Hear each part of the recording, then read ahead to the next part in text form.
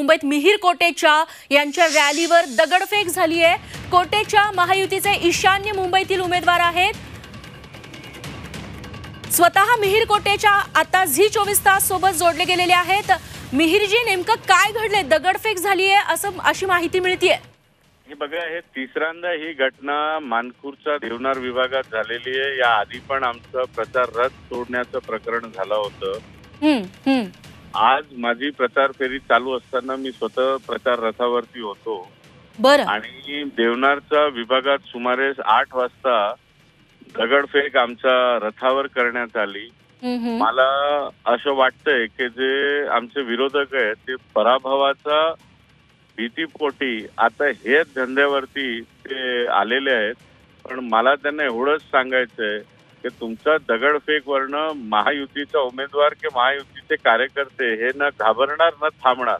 Deonar police station मध्ये आम्ही तक्रार दिलेली आहे आणि माझ्यासोबत जे आमची चुनाव प्रभारी निहारिकाताई खोंडले होती त्यांना तोंडावरती तो दगड लागलाय। म्हणजे आता महिलांवरती पण हे लोक अटक करतायत। मला वाटतं हे नवीन पातळी, शेवटची पातळीवरती माझे विरोधक उतरलेत आणि ते पराभवाच्या भीतीपोटी हे सर्व धंदे करतायत। मिहिरजी, यामागे नेमकं कोण आहे? ते पोलीस शोधणार।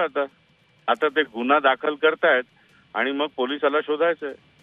मात्र मिहिरजी, तुमचा कुणावरती संशय? तुम्ही विरोधक म्हणताय, मात्र एक स्पेसिफिक नाव तुम्हाला माहिती असेल की यांचा आपल्याला विरोध आहे, या लोकांना आपल्यापासून धोका आहे? नाही, तसं नाव तर आता पोलीस शोधणार ना।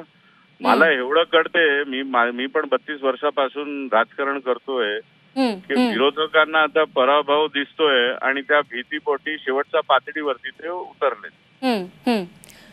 मिहिरजी, गृहमंत्रीपद देखील भाजपकडेच आहे, फडणवीस गृहमंत्री आहेत। अशा वेळेस फडणवीसांबरोबर तुम्ही काही बोलणं केलेलं आहे या घटनेबद्दल? जर तिसऱ्यांदा असे प्रकार घडतायत? आमचे नेते आहेत, गृहमंत्री आहेत आणि म्हणून कायदा पालन करताना आम्ही देवनार पोलीस स्टेशन मध्ये गुन्हा दाखल करतोय आणि ते लोक गुन्हा दाखल करण्याची प्रक्रिया चालू आहे।